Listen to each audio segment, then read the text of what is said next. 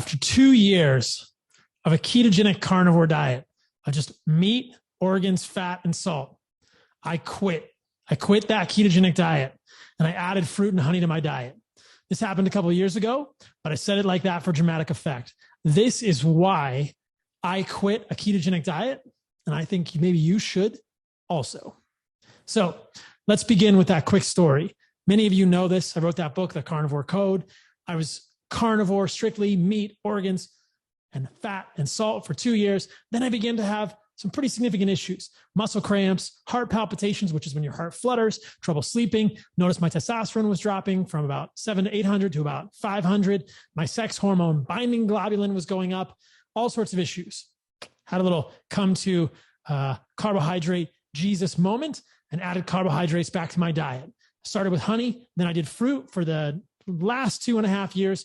Been eating an animal-based diet of organs, fresh and desiccated, like we make at Heart and Soil, meat, fruit, honey, and raw dairy. Feel a lot better. Electrolytes got better. Cramps got better. Testosterone went back up. Just did a podcast about my testosterone, but my insulin stayed low.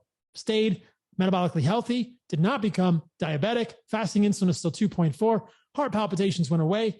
Sex hormone binding globulin is cut in half. Testosterone's back up. Already said that. And my sleep is better. Why did all that happen? Because insulin is actually valuable for humans.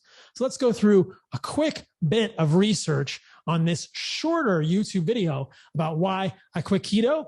And if you want the longer version, I have a whole podcast about this also on YouTube. My podcast is called Fundamental Health. So the main reasons I quit a ketogenic diet are because insulin is valuable. And if you are ketogenic, you are not getting any insulin either when you're fasting or after you eat postprandially. If you eat things like fruit and honey, I've done previous videos about why I don't think those are bad for humans.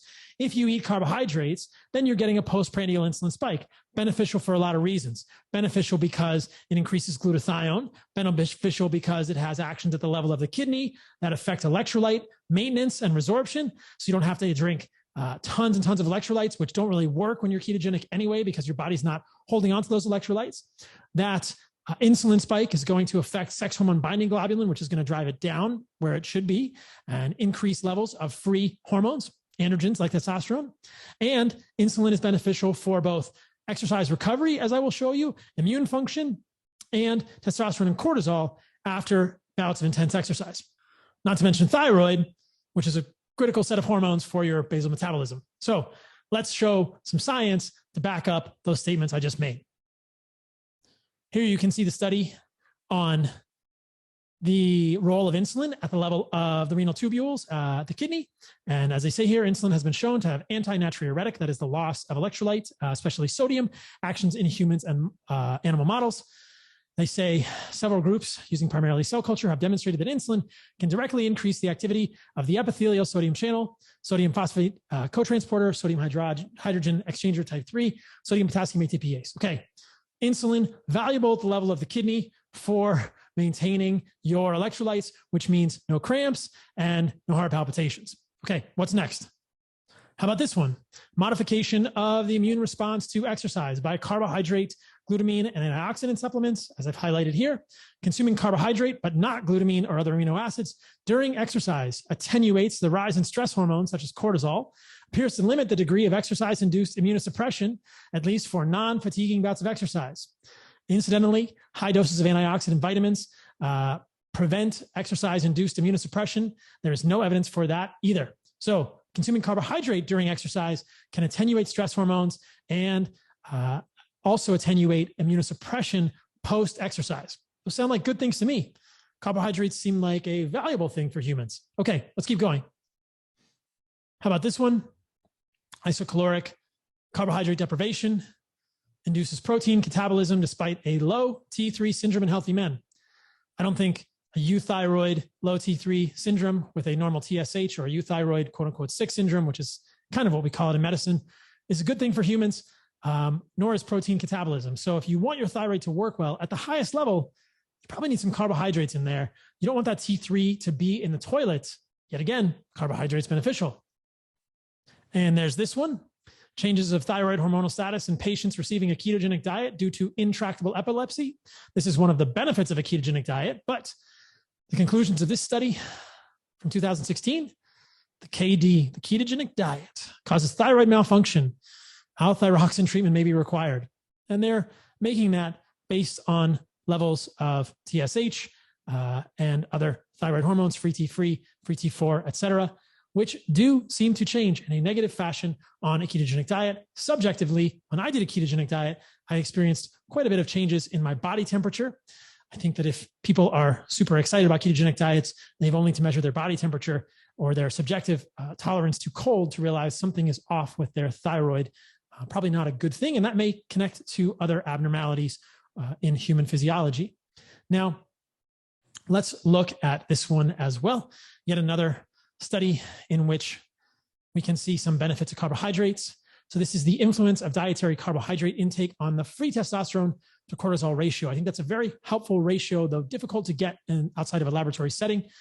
To short-term intensive exercise training, the results suggest that if the free testosterone to cortisol ratio is utilized as a marker of training stress or imbalance necessary to consume a moderately high diet of carbohydrate to maintain any validity in the results or changes in the ratio value.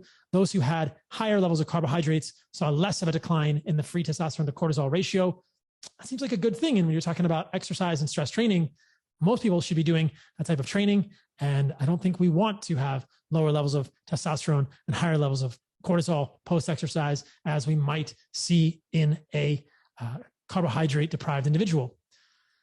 Now, also this one, a short-term ketogenic diet impaired markers of bone health in response to exercise. I think there's some moderately good evidence that a ketogenic diet will lead to low-level metabolic acidosis, which is perhaps causing negative effects in terms of bone remodeling. At least in the short term, they say markers of bone remodeling impaired after short-term low-carb, high-fat diet. Okay, so these are just a few studies that I've chosen to look at as to why a ketogenic diet is not optimal for humans, why I kicked it to the curb. So you say, Paul, but a ketogenic diet helps me with my appetite. Well, listen, a ketogenic diet will decrease ghrelin, which is a hormone that makes you hungry. But you can also improve your appetite or decrease your appetite by getting rid of the things that are worsening your appetite. Happen to think that a lot of the polyunsaturated fatty acid derivatives like 2-AG and anandamide, as we've seen in animal models, will bind to cannabinoid receptors in the brain and make you hungry. I will show you a study that illustrates that in an animal model. Rimonabant can also block this, so that drug is illegal, though we have seen the mechanism played out based on European trials with the drug. One should not ignore this study. Dietary linoleic acid elevating endogenous 2-AG and anandamide, inducing obesity. This, I think, is the mechanism of obesity for most humans, not excess ghrelin, not something you need to abrogate or get rid of by doing a ketogenic diet, though it will help with your appetite. I think there are so many other negative effects. Why not just get rid of seed oils? Then you can get the benefits. Yes, I said benefits of carbohydrates. Okay, yes, Paul, but what about the glycemic index? Won't spiking my blood sugar be bad for me? Nope. Have you seen this study, which suggests that the relevance of glycemic index and glycemic load for prediction of body weight diabetes and cardiovascular disease is piss poor? Strongest intervention studies typically find little relationship among glycemic index and glycemic load, which means that if your blood sugar spikes after you eat some fruit or honey, not a big deal, according to both interventional and observational studies. The paper is right there. I do think we should rebel against the cult, and I will say that, and I think there are a lot of things trending in this direction, but there is a little bit of a cult in the nutritional world, or at least a zeitgeist, that you should not let your blood sugar cross a certain boundary. That is bullshit.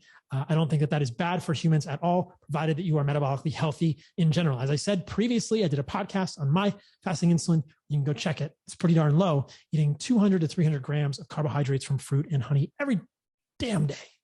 Lest you think that carbohydrates are inflammatory, I would recommend considering this study, which suggests that dietary carbohydrate to protein ratio has no effect on inflammatory markers, but being fat does. Well, of course, no surprise there. Don't be obese, but eating high carb or eating low protein or eating low carb and higher protein doesn't seem to affect the inflammatory markers. Protein is not inflammatory, but neither are carbohydrates. So in summary, that is my shortened, quick YouTube version with a roundabout tour of some science as to why I quit a ketogenic diet. If you want to have your appetite controlled, eliminate seed oils, eliminate that 2-AG and anandamide, the products of linoleic acid that may be triggering the cannabinoid receptors in your brain or affecting the hypothalamus negatively. All of this can affect your satiety, which is how humans lose weight. Human weight loss doesn't happen with calorie restriction long-term or without attention to food quality. That is putting yourself in a calorie prison. Millions of years of pre-hominid and hundreds of thousands of years of human Homo sapiens evolution will break you out of that prison eventually if you do not improve the quality of your food and thereby your satiety, decreasing your hunger. You will never lose weight sustainably. I will stand by that statement. I will die on that hill and face anyone who says differently. So why I quit a ketogenic diet? I had horrible cramps, palpitations. My testosterone went down. I slept like shit.